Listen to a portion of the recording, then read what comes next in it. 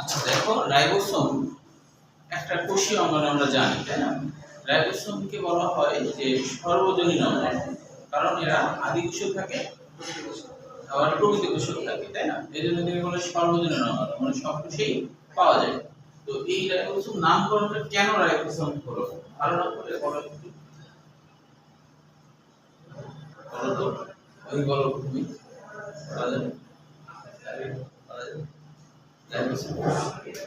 আচ্ছা দেখো, এই যে রাইবো আর এই যে সোম, হ্যাঁ, এই রাইবো মানে হচ্ছে রাইবো নিউক্লিক অ্যাসিড বা আরএনএ।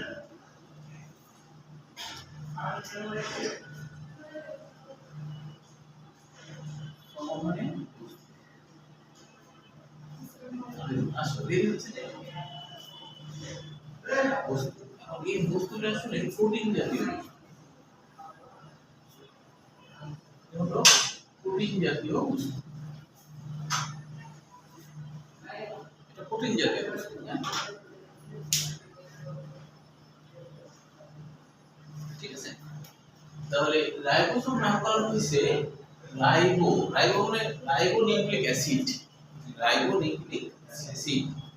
তো আমরা যখন আরএনএ পড়াবো তখন আমরা এটা জানবো যে কেন নাম রাইবো নিউক্লিক অ্যাসিড হলো, হ্যাঁ। এখন যেহেতু ওটা পড়াচ্ছি না, ওই জন্য ওটা আর বলছি না, শুধু এটুকু জানো রাইবো মানে আরএনএ, রাইবো মানে আরএনএ।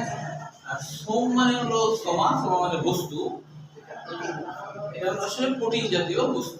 তাহলে রাইবোসোম মূলত দুটো জিনিস দিয়ে গঠিত, একটা হলো প্রোটিন, মনে করো এরকম প্রোটিন, একটা প্রোটিন, আর তার সাথে আছে কি আরএনএ, তার সাথে আছে আরএনএ, এইভাবে আরএনএ, বুঝতে পারছো? তো এই দুটো মিলে রাইবোসোম গঠিত, ঠিক আছে।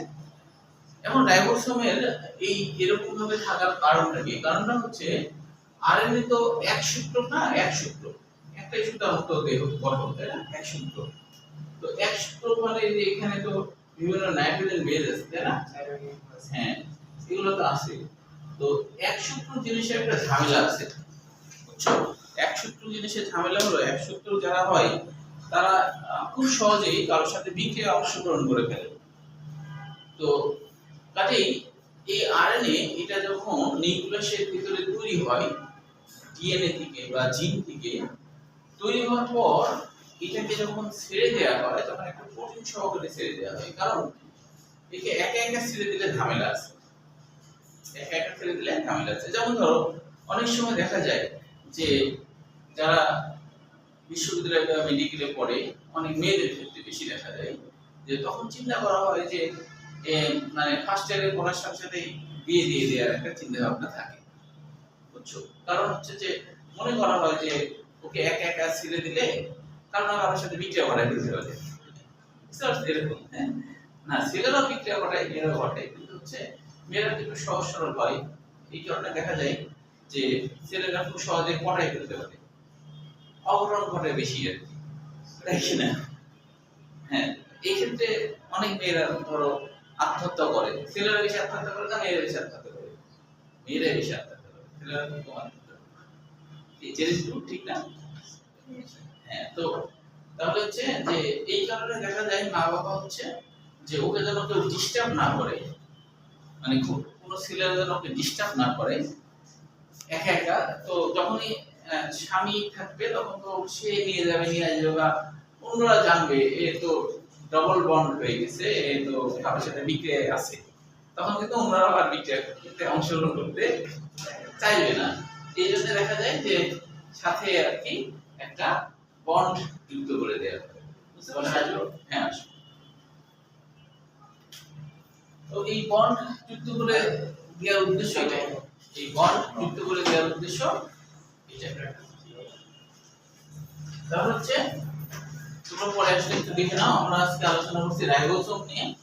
রাইবোসোম নামকরণটা কেন হয়েছে আগে দেখো। রাইবো মানে হলো আরএনএ, ঠিক আছে, আর সোম মানে হলো বস্তু, মূলত এটা প্রোটিন জাতীয় বস্তু। আরএনএ একটা একসূত্র উপাদান, একসূত্র উপাদানকে এমনি ছেড়ে দিলে কারোর সাথে বিক্রিয়ায় অংশগ্রহণ করে ফেলবে। তো ওই কারণে আগে থেকে তাকে প্রোটিনের সাথে বিক্রিয়ায় লাগাই দেওয়া হয়, যুক্ত করে পাঠানো হয় সাইটোপ্লাজমে, তারপর সে যা কাজ করবে করবে, কিন্তু হচ্ছে একা একা ছেড়ে দেওয়া হয় না। এই জন্য রাইবোসোমের মধ্যে রাইবো মানে আরএনএ আছে, রাইবোনিউক্লিক অ্যাসিড আছে আর আছে সোম, সোম মানে প্রোটিন, এইগুলো রাইবোসোম। ঠিক আছে, এখন হচ্ছে যে একটু বইয়ের মধ্যে এমসিকিউ গুলো একটু জানবো আর সৃজনশীল এটাও কিন্তু আসে। দেখো এখানে আমরা জানবো যে রাইবোসোম সম্পর্কে, পলিরাইবোসোম জিনিসটা কি, আর হচ্ছে রাইবোসোমকে সর্বজনীন অঙ্গাণু বলা হয় কেন, এই দুটো বিষয় মনে রাখতে হবে। পলিরাইবোসোম হচ্ছে কি, মনোসোম আর পলিরাইবোসোম দুটো মনে রাখতে হবে, এগুলো কিন্তু পরীক্ষাতে আসে অনেক সময়। মনোসোম কোনটা? মনোসোম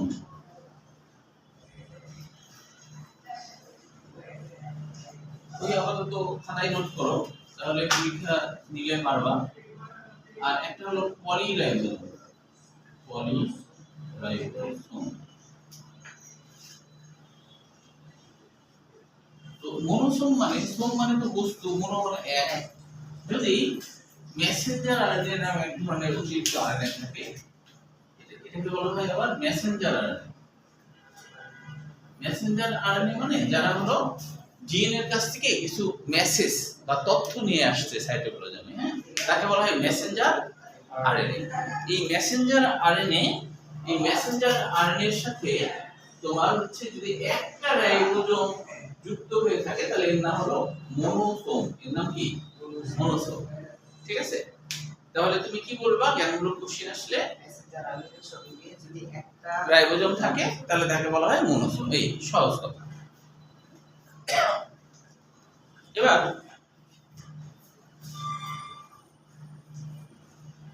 পলিরাইবোসোম কি?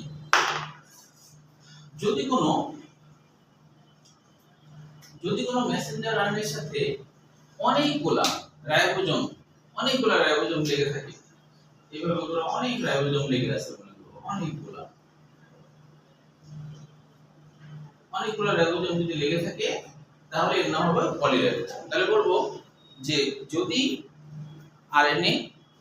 রাইবোসোম মেসেঞ্জার আরএনএ এর সাথে অনেকগুলো লেগে থাকে তাকে বলা হয় পলিরাইবোসোম। ঠিক আছে, বা পুঁথির মালার মতো লেগে থাকাই হলো পলিরাইবোসোম।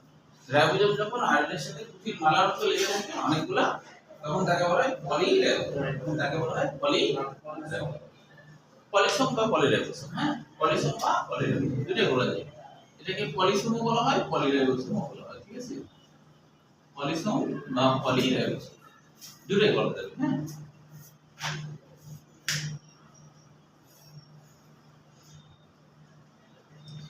আর দেখো আরেকটা গুরুত্বপূর্ণ, এটা হলো ক্ষয়ের জন্য আসে, যে রাইবোসোমকে সর্বজনীন অঙ্গাণু বলা হয় কেন। এটার উত্তর অনেকে এইভাবে লেখে যে রাইবোসোম হচ্ছে প্রকৃত কোষে থাকে, আদি কোষে থাকে, এটা না বলে কেউ এরকম লেখে উদ্ভিদ কোষেও থাকে আবার প্রাণী কোষেও থাকে। এটা লিখলে কিন্তু জিরোর বেশি তুমি পাবা না, কি জিরোর বেশি তুমি পাবা না।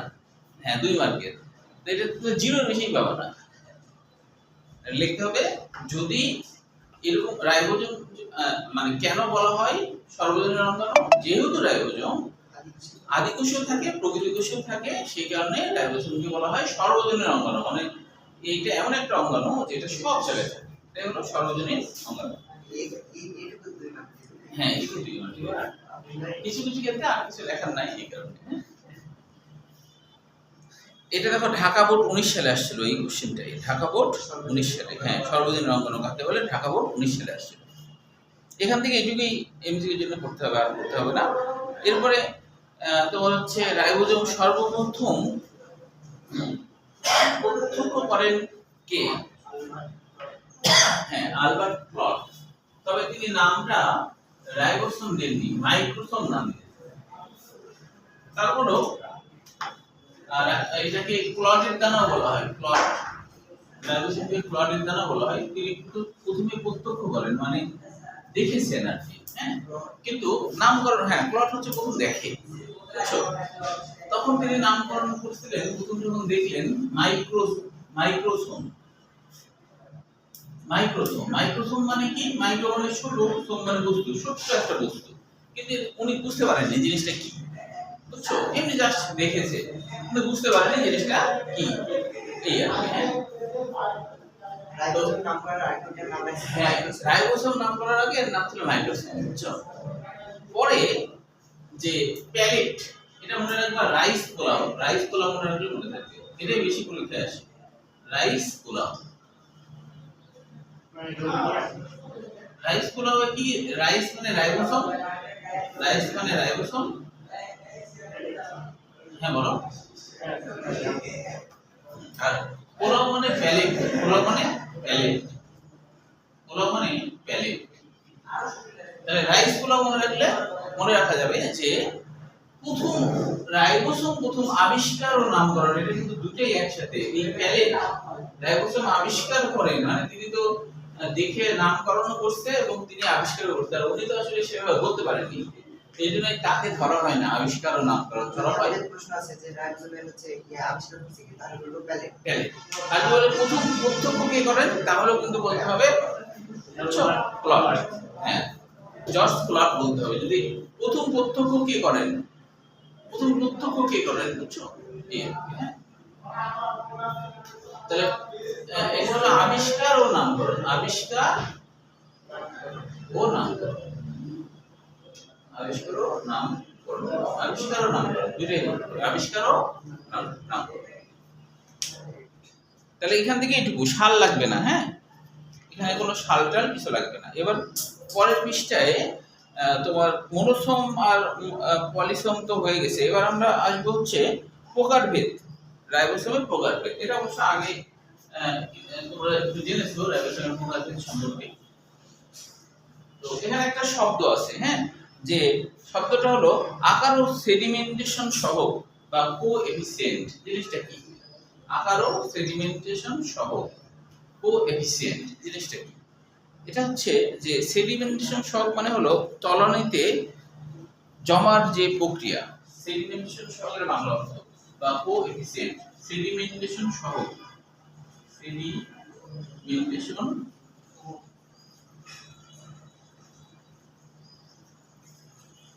সহগ, এটা হচ্ছে বা কোএফিসিয়েন্ট বা কোএফিসিয়েন্ট, এফিসিয়েন্ট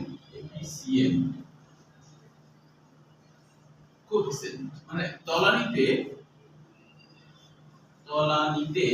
জমার প্রক্রিয়া, তলানিতে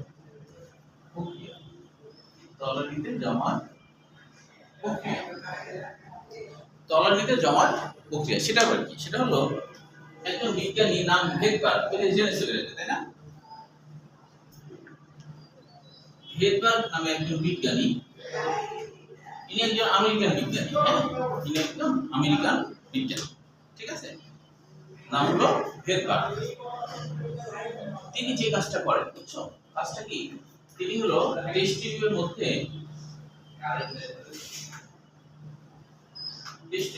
তিনি বিভিন্ন কোষের সাইটোপ্লাজম নেন, বিভিন্ন কোষের সাইটোপ্লাজম নেন, আদি কোষ এবং প্রকৃত কোষ দুইটা নিয়ে শব্দ আসছে, বিভিন্ন কোষের কি নেন? সাইটোপ্লাজম নেন। সাইটোপ্লাজমের মধ্যে তো রাইবোসোম আছেই। এবার তিনি এক ধরনের যন্ত্র আছে, নাম হচ্ছে, ওই যন্ত্রটার নাম হলো যে সেন্ট্রিফিউগাল যন্ত্র বা সেন্ট্রিফিউজ যন্ত্র, বুঝছো? তো ওই যন্ত্রের কাজ হলো 1 মিনিটে 3000 বার ঘুরতে পারে সুইচ অন করলে, বুঝছো? কিছুটা হলো ওভেন আছে না, ওভেন দেখতে ওভেনের মতো, ভিতরে 12টা টেস্ট টিউব রাখা যায়, এরকম ব্যবস্থাপনা আছে। তো ওখানে টেস্ট টিউব রাখার পর সুইচ অন করলে ওটা ধরো 1 মিনিটে 3000 বার ঘুরবে, বুঝছো? এত জোরে ঘুরতে পারে। তো ওটা আবার বাইরে থেকে দেখা যায়, মানে ওটা বাইরে থেকে দেখা যায় যখন ঘূর্ণন হচ্ছে, তখন যারা বেশি ভারী তারা তলানিতে অন্তর্ক্ষিপ্ত হচ্ছে, বুঝছো? তো উনি যে কাজটা করলেন, যে যেটা আগে অন্তর্ক্ষিপ্ত হচ্ছে নিচের দিকে পড়ে যাচ্ছে, সেটা মানে একটু বেশি ভারী, এটা থেকে বুঝলেন। তো এই কারণে তিনি যেগুলো একটু ভারী সেগুলোকে তিনি এইভাবে করলেন, যে বড় বড় যেগুলা তারা হলো 60 তারপর হলো 50, এইভাবে তলানিতে জমা হচ্ছিল। তারপরে 40, তারপর হলো 30। মানে রাইবোসোমের তো দুইটা খণ্ডক আছে তাই না? তো খণ্ডকগুলো বিচ্ছিন্ন হয়ে যেগুলো বড় বড় সেগুলো নিচের দিকে পড়তেছে। এইভাবে তিনি চিন্তা করলেন যে যেগুলো আগে পড়ছে সেগুলো তার মানে বড় এবং ভারী। তো ওইটার একটা সহগ দিলেন, মানে একটা সংখ্যা দিলেন, এটা হলো 60, এটা তার মন মতো, এটা 60, এটা 50, এটা 40, এটা 30, এভাবে নাম দিলেন। হ্যাঁ? এইভাবেই রাইবোজোম হচ্ছে আদি কোষের ক্ষেত্রে দুইটা খণ্ড, এটা তো আমরা আগেই শিখছি, তাই না? তো এইটাই হলো যে আকার ও থ্রি-ডিমেনশনাল সহগ, এটা মনে রাখবে, এরপরে ওগুলাই লেখা আছে আর কি। হ্যাঁ, তবে এখানে একটা অতিরিক্ত জিনিস আছে, সেটা হলো যে কিছু ছত্রাকে অতিরিক্ত কিছু রাইবোজোম পাওয়া গেছে, যেমন 77S পাওয়া গেছে এবং এছাড়াও 55S পাওয়া গেছে। 77S আর 55S। 77S রাইবোজোম ওদের কিন্তু ভিতরটা এরকম গর্ত থাকে না, এই জন্য 77S রাইবোজোম কিন্তু দুইটা খণ্ড নিয়ে গঠিত। 77S এর একটা হলো 50S আর একটা হলো 27S। এদের আসলে এদের ভিতরে কোনো গর্ত নাই, বুঝছো? যার জন্য গর্ত না থাকার কারণে এরা যখন একত্রিত হয় তখন আয়তন তো কমে না, তাই এটাই এরকম, বুঝতে পারছো? একইভাবে আরেকটা আবিষ্কার হয়েছে, সেটা হলো স্তন্যপায়ী প্রাণীর মাইটোকন্ড্রিয়া 55S পাওয়া গেছে। এটা হলো 35 আর 20, 35 আর 20। এদের কি হয়, এদের কোনো আয়তন কমে না, মানে এদের ভিতরটা কোনো গর্ত নাই, ঠিক আছে? আচ্ছা, তাহলে এখন দেখো যে এইটা এই প্রকারভেদটা সৃজনশীল হিসেবে আসছে ঢাকা বোর্ড 22 সালে। প্রকারভেদ এই যে প্রকারভেদ আলোচনা হচ্ছে না, এটা তখন এটা এতটুকু পর্যন্ত লিখতে হবে। আদি কোষ কত খণ্ড, প্রকৃতি কোষ কত খণ্ড, হ্যাঁ, ছত্রাক এরকম পাওয়া যায়, এগুলো লিখতে হবে, বুঝতে পেরেছো? এটা আসছিল ঢাকা বোর্ড 22 সালে, ঢাকা বোর্ড 22 সালে। আচ্ছা, এরপরে আকৃতি ও ভৌত গঠন, এটাও কিন্তু আসছে। হ্যাঁ, এটা হলো রাজশাহী বোর্ড 22 সাল, চট্টগ্রাম বোর্ড 23 সাল, বরিশাল বোর্ড 23 সাল, মানে অনেকবারই আসছে, বুঝছো? হ্যাঁ, এখান থেকে অ্যাডমিশন আসছে বলছি, তারা এটা হলো সৃজনশীল হিসেবে বলছি। হ্যাঁ,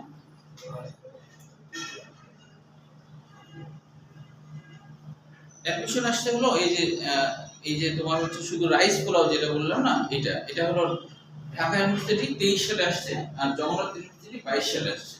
এই যে রাইস পোলাও, ওই যে আগে বললাম না রাইস পোলাও মানে কি বলো? হ্যাঁ, হ্যাঁ, রাইস পোলাও মনে রাখার জন্য, ঠিক আছে? আচ্ছা, তাহলে ওই দিক থেকে এটুকু আছে, আর এদিকে আরো কিছু আসছে। তোমার হচ্ছে আকৃতি ও ভৌত গঠনের এই জায়গায় কয়েকটা কথা তোমাদের বুঝতে সমস্যা হবে, সেটা একটু আমি বলি। সেটা হলো যে লুকে প্রদত্ত মডেল অনুসারে ছোট উপাক এককটিতে, ছোট উপাক একক যেটা, সেটাতে মস্তক, পাদদেশ ও মঞ্চ তিনটি অংশ থাকে।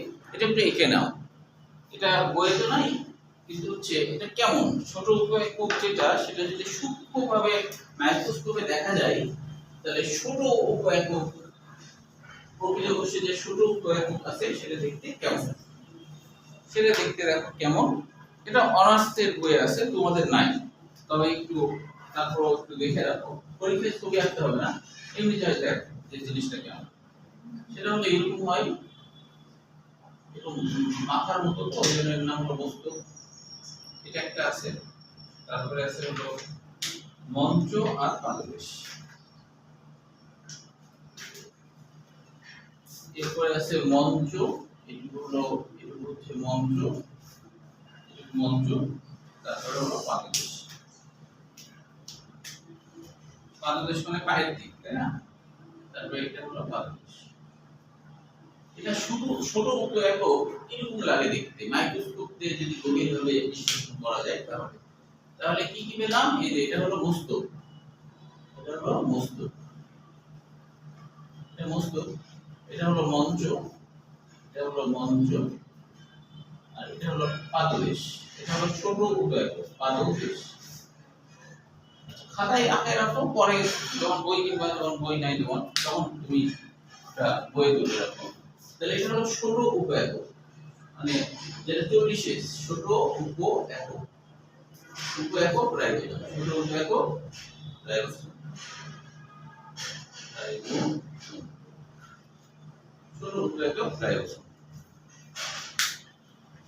ছবিটা কি এটা?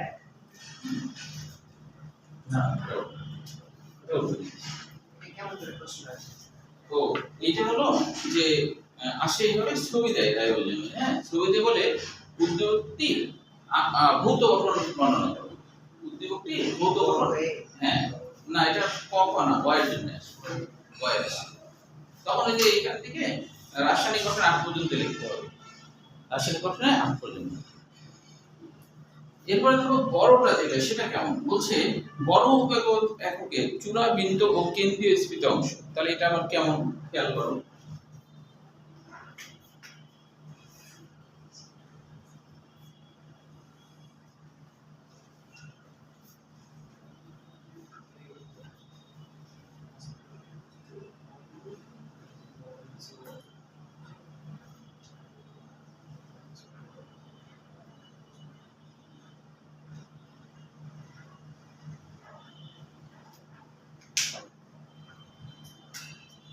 চূড়া এইখানে একটা চূড়া থাকে, চূড়াটা কিন্তু এটা ভেদ করে অনেক বড়, এটা হলো চূড়া। এই জিনিসটার নাম হচ্ছে স্ফীত অংশ, এটা হলো স্ফীত অংশ। স্ফীত স্ফীত অংশ এটা হলো বিন্দু, বিন্দু আর এটা হলো চূড়া, এটা হচ্ছে চূড়া। এটা বড় উপএকক এরকম দিক, এটা হলো বড় উপএকক, বড় উপএকক এরকম দিক। বুঝতে পারছো? পরীক্ষাটা আঁকতে হবে না, এমনি জাস্ট বইয়ে যেহেতু আছে তাই একটু বুঝলা। এই এখন যে বিষয়গুলো আছে আমি হলো সবার কাছে বই নাই যেহেতু আমি একটু মুখেই বলিনি যে বইয়ে কি কি বিষয় আছে। বইয়ের মধ্যে বলা হচ্ছে যে বিষয়গুলো সেটা হচ্ছে এই যে রাইবোজোম কিভাবে আছে এটা একটা লিখে নাও। রাইবোজোম কিভাবে প্রোটিন তৈরি করে, রাইবোজোম কিভাবে প্রোটিন তৈরি করে এটা একটু বুঝতে হবে। রাইবোজোম কিভাবে প্রোটিন তৈরি করে। আমরা জানি ডিএনএ এর মধ্যে জিন আছে, মনে করো এখান থেকে এটা বিশাল বড়, এটা মনে করো একটা জিন।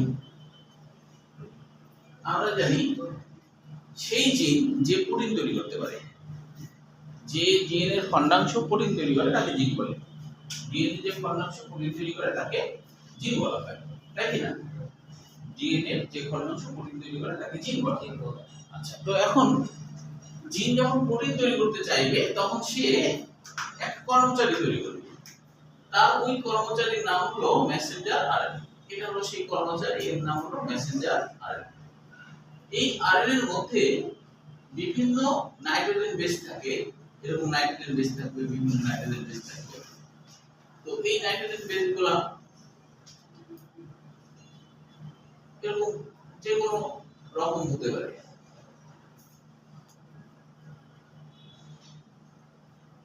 তো এই মনে করো একটা মেসেঞ্জার আরএনএ তৈরি করছে জিন, এবং এটাকে জিন জানে এটাকে কোথায় গেলে প্রোটিন তৈরি হবে। জিন কি করবে এবার এটাকে রাইবোজোমে পাঠাবে। রাইবোজোমে যখন পাঠাবে তখন মেসেঞ্জার আরএনএ সাইটোপ্লাজমে যখন আসবে, এটা তো ডিএনএ তো নিউক্লিয়াসের মধ্যে আছে তাই না, নিউক্লিয়াসের মধ্যে থেকে মেসেঞ্জার আরএনএ তৈরি হলো, এবং যখনই নিউক্লিয়াসের রন্ধ্র দিয়ে মেসেঞ্জার আরএনএ যখন হচ্ছে সাইটোপ্লাজমে চলে আসবে, ঠিক তখনই যেমন ধরো আসামে দেখলে বা হুন্ডা দেখলে অনেক সময় সার্জেন রেডি হয়ে যায় তাই না, সার্জেন মানে ওই যে ওরা ধরলে কিন্তু ওদের একটা লাভ আছে, বুঝছো? যে ধরলে নাকি ধরো যত টাকা জরিমানা হবে তার 30% না 40% নাকি তাদের একটা কমিশন দেয়।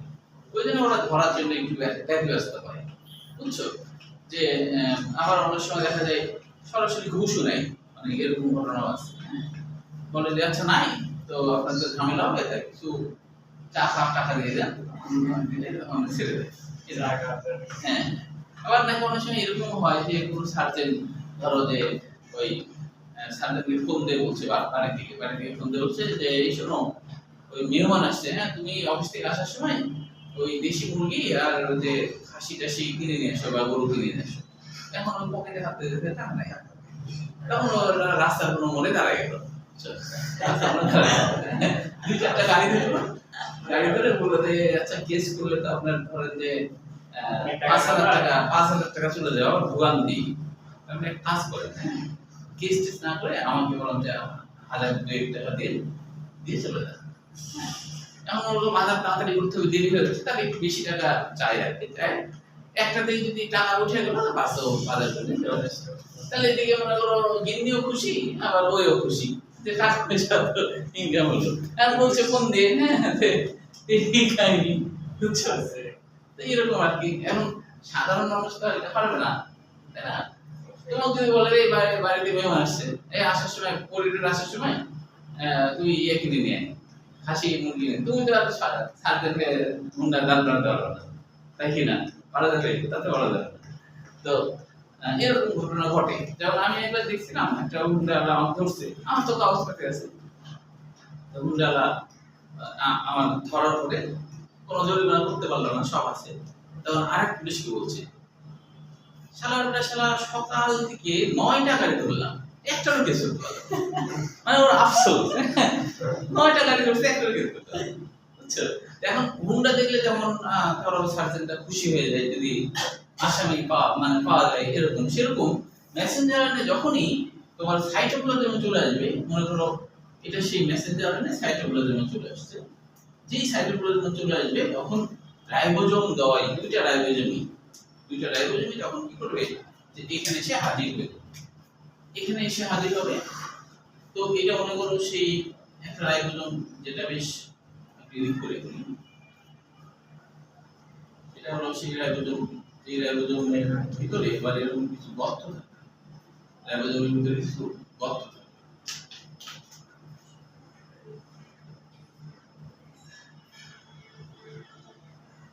রাইবোজোম এখানে আবার ছোট রাইবোজোম দুজনে এসে হাজির। তো এরা কিন্তু হাজির যখন হয় তখন বড় রাইবোজোমের এখানে একটা একে ধরার জন্য একটা জায়গা থাকে, এটাকে বলে মেসেঞ্জার আরএনএ সংযুক্তি প্রান্ত। এখানে ধরলো না, এই ধরার জায়গার নাম হলো মেসেঞ্জার আরএনএ সংযুক্তি প্রান্ত।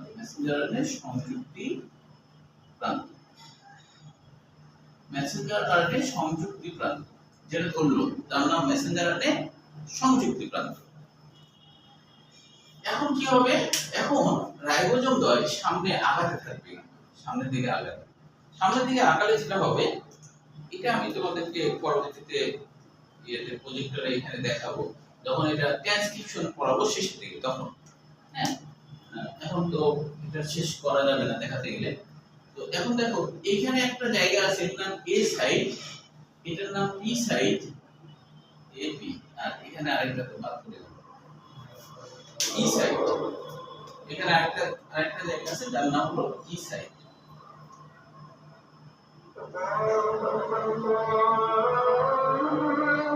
এটার নাম হলো ই সাইড, তাহলে এ সাইড নামকরণ কেন হচ্ছে জানো? এ মানে হলো অ্যামাইনো অ্যাসিড সংযুক্তি প্রান্ত বা amino acid side, amino acid side,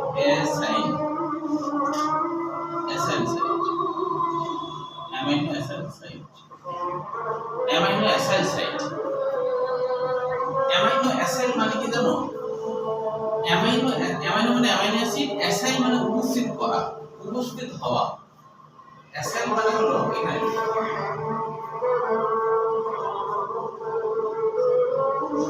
aside মানে হলো উপস্থিত হওয়া।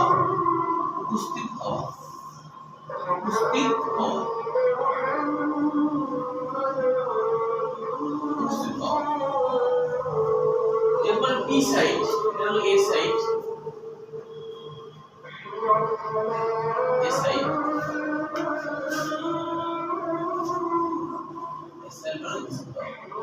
আর এবার দেখো পি সাইড, পেপটাইডাল সাইড,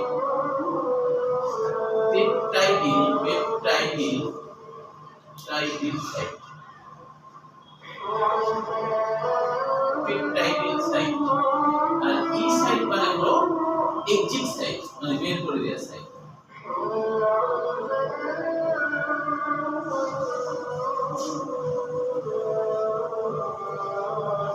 এই তিনটা মেসেঞ্জারের মধ্যে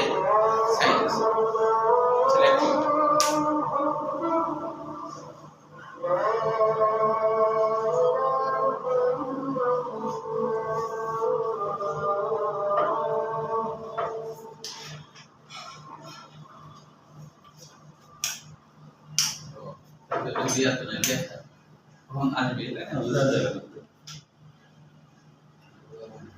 হ্যাঁ আমরা এমন একটা দেশে বাস করি তাই না, ধরো ধনী দেশে বাস করতাম এগুলা ঝামেলাই হতো না, ঠিক কিনা? ঠিক না? কিন্তু ফকিন্নি দেশে বাস করতেছে, কারণ যে দেশে বাস করতাম সেটাই তো আমার দেশ হতো, তখন ওটার প্রতি ভালো লাগা লাগতো নাকি? এখন এই দেশে জন্মেছে এখন ফকিন্নি হোক আর যাই হোক এই দেশকে ভালো লাগে তাই না? কিন্তু এই যে দেশের অর্থনীতি এই সেই এইসব পরিবার জন্য কেউ কাজ করে যে ধনী হবে। হ্যাঁ হ্যাঁ ঠিক আছে, এটুকু লেখা হয়েছে। আচ্ছা তাহলে এখন এই সাইটগুলা কিভাবে কাজ করে? মেসেঞ্জার আরএনএ ধরলো, মেসেঞ্জার আরএনএ সংযুক্তি প্রান্ত ধরার পর রাইবোজোম আসলে একটু সামনে আগায়, রাইবোজোম একটু সামনে আগায়, সামনে আগালে প্রথমে এই যে এই তিনটা দাগ দেখছো না, এখানে ধরো আছে এ ইউ জি, মনে করো এখানে বিভিন্ন সংকেত আছে, এখানে বিভিন্ন সংকেত আছে। হ্যাঁ এগুলো নাইট্রোজেন বেস দিয়ে বিভিন্ন সংকেত দেওয়া আছে। তো প্রতি তিনটা সংকেত মানে প্রতি তিনটা নাইট্রোজেন বেস যারা কোনো না কোনো অ্যামাইনো অ্যাসিড তৈরির সংকেত গ্রহণ করে। অ্যামাইনো অ্যাসিড ছাড়া কিন্তু প্রোটিন তৈরি হবে না। 100টা অ্যামাইনো অ্যাসিড একীভূত হলে একটা প্রোটিন হয়। তো রাইবোজোম কিন্তু সেই 100টা অ্যামাইনো অ্যাসিড কালেকশন করবে। তো কালেকশন করার জন্য রাইবোজোম দেখবে কোথায় কোন অ্যামাইনো অ্যাসিড লাগবে। ধরো AUG এটার জন্য যে অ্যামাইনো অ্যাসিড আসবে এখানে, এটার জন্য অন্য অ্যামাইনো অ্যাসিড, এটার জন্য অন্য অ্যামাইনো অ্যাসিড, 20 ধরনের অ্যামাইনো অ্যাসিড আছে। তো যখনই রাইবোজোম সামনে আগাবে এবং এই যে সাইডটা যখন এ সাইডে এসে যুক্ত হবে তখনই একটা ট্রান্সফার আরএনএ হচ্ছে যে কি করে বিভিন্ন অ্যামাইনো অ্যাসিড ট্রান্সফার করে। ট্রান্সফার আরএনএ দেখতে কিন্তু এরকম, এটা অবশ্য পরে বিস্তারিত আমরা জানবো, কিন্তু এর সাথে একটু রিলেটেড তাই আমি বলছি। এই যে এটাকে বলা হয় ট্রান্সফার আরএনএ।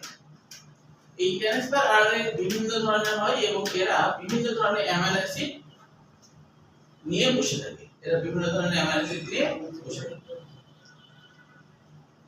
এরা বিভিন্ন ধরনের অ্যামাইনো অ্যাসিড নিয়ে বসে থাকে। এখানে ধরো আরেকটা অ্যামাইনো অ্যাসিড। ওই জন্য বইয়ের মধ্যে বলা আছে যে মেসেঞ্জার আরএনএ ট্রান্সফার আরএনএ সহযোগিতা, এটা কিন্তু ট্রান্সফার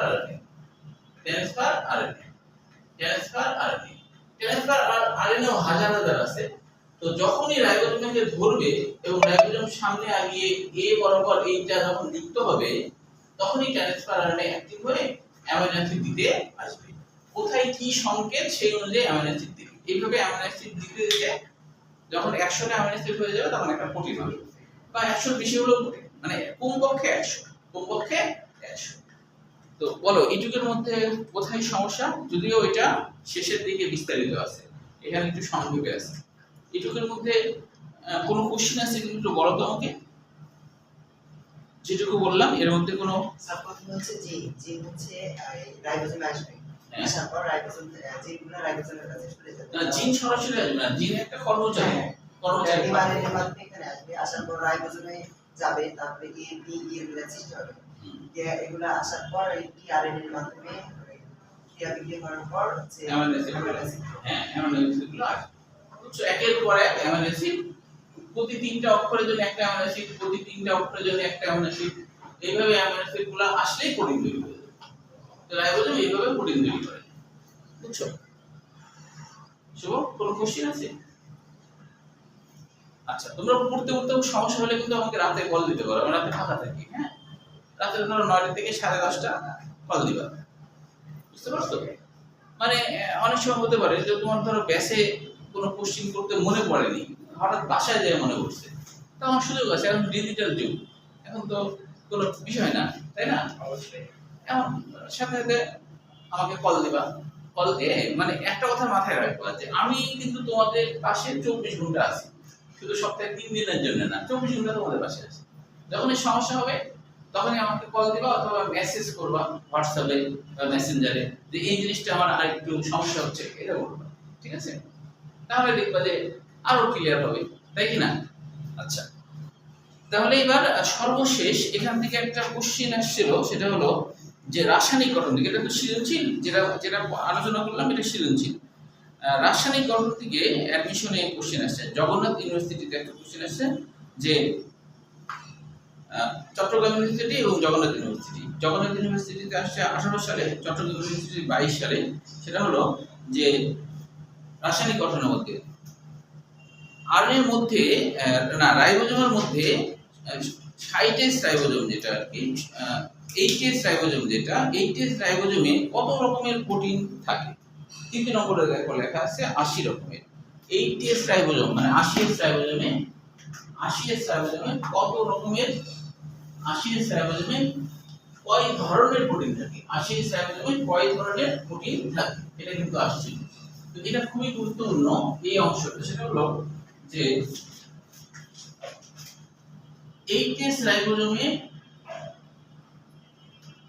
আরএনএ খণ্ডক কেমন হয় বলা হচ্ছে 28S খণ্ডক বলা হয়, তারপর 18S হয় খণ্ডক, মানে 4 রকমের খণ্ডক দিয়ে এইচএস এর রাইবোজোম গঠিত, মোট দুটো মিলে, দুই খণ্ডক মিলে। 5.8 হ্যাঁ বলো। 5.8 আছে 5।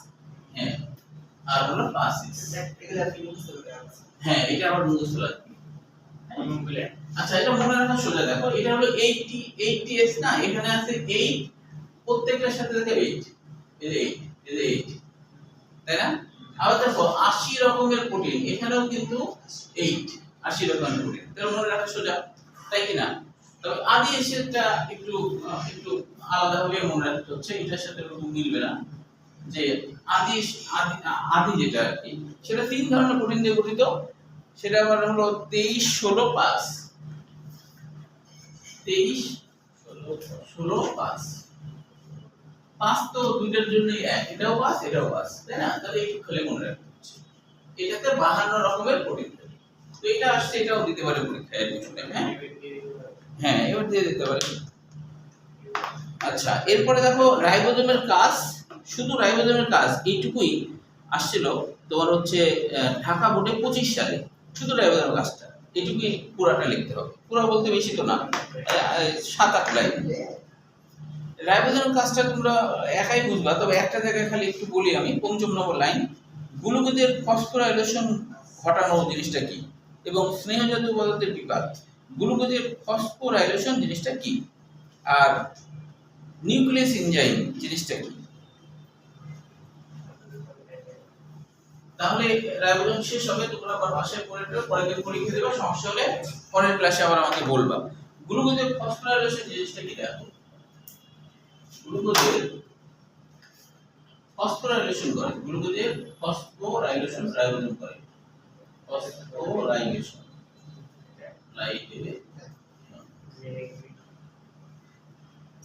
গ্লুকোজের ফসফোরাইলেশন মানে কি?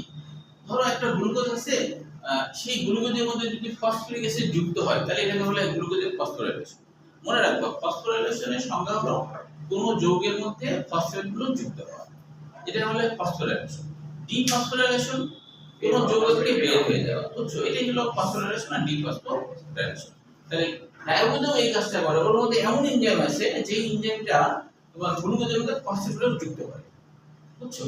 রাইবোজোমের মধ্যে আরেকটা এনজাইম আছে যার নাম নিউক্লিয়াস এনজাইম, যারা ডিএনএ এবং আরএনএ কে ভেঙে ফেলতে পারে, ডিএনএ আরএনএ কে ভেঙে ফেলতে পারে। দরকার না থাকলে কোনো কোষ নষ্ট হয়ে গেছে, তখন ওই ডিএনএ আরএনএ কে ভেঙে ফেলে ওটাকে এটিপি তৈরি করার কাজে ব্যবহার করে।